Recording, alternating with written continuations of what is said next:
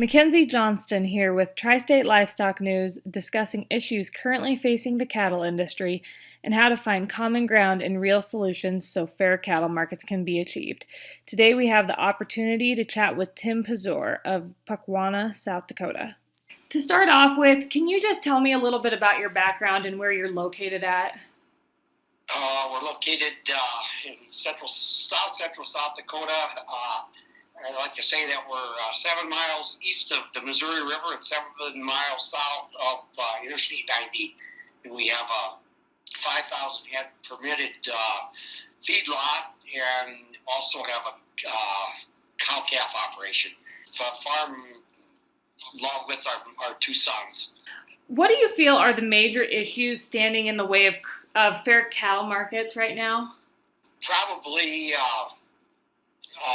captive supply or lack of negotiated trade in the fed cattle business. What do you think can be put in place to solve these issues? Well, if we could force them to negotiate a percentage of the trade each week, I think there's proposals out there that are headed in the right direction. I guess the one is 30-14 to negotiate 30% of the trade and take them within 14 days. And I mean, of course, we'd all say that 50-14 would be better, but something like that.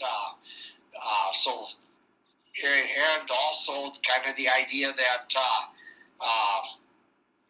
packers really shouldn't be in the cattle feeding business. We've talked about that for years. It's tough to get them out. They tend to do it under different names, and I guess we're probably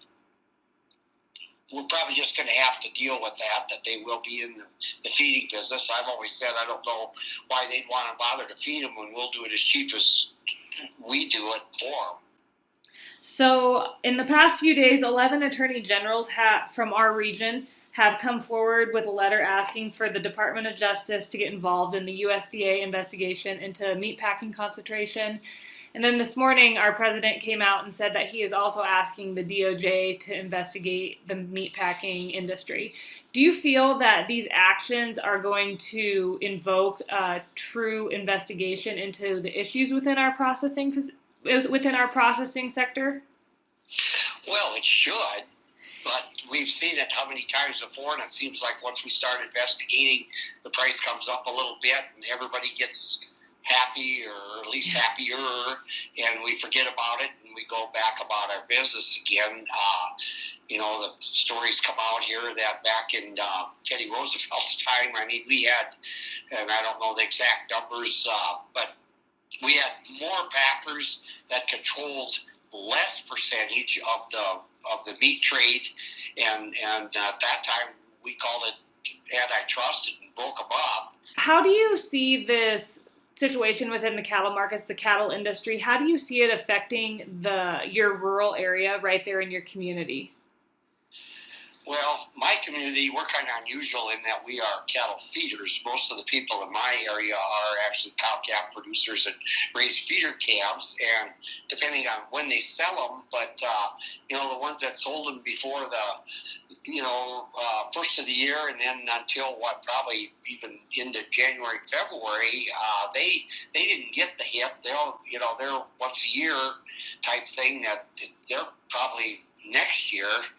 Is when they will feel the brunt of it, unless this thing really gets turned around. But you figure out the average price of a calf coming off the cow in the fall of the year. I mean, everybody talks about what they get for their front end cut of steer calves, and that hasn't been too bad. But by the time they sell a second cut of heifers, and then average it out, per cow. It hasn't been that great. I mean, it's to be below the point of breaking even on keeping a cow for a year, and if we pound this down some more yet, I mean, it's going to have a devastating effect on ranch operations there, and also just keeping people in business. when it's way more concentrated today, that something like that can't be done.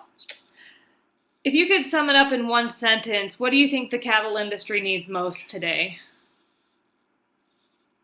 Profit.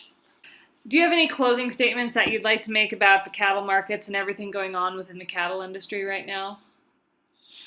Well, it's very frustrating, and I guess I'm hoping that we've seen the worst, and it's hopefully going to turn for the better. But I mean, the huge losses in most sectors of the cattle industry within the last 3 years have been no good, and now this, since the first of the year, has just been devastating. And it's going to filter down. The losses is going to filter down. A lot of the cow-calf people and the feeder cattle people haven't really seen or too many of them yet haven't seen the lower market. But I mean, we buy a lot of calves out of the west in the fall that we wean and put on feed, and I mean, we're certainly going to want to buy a lot cheaper this fall. And I know our friends out west that raise these calves, that's not what they want to hear. But like I said, we need profit. It's stop the losses.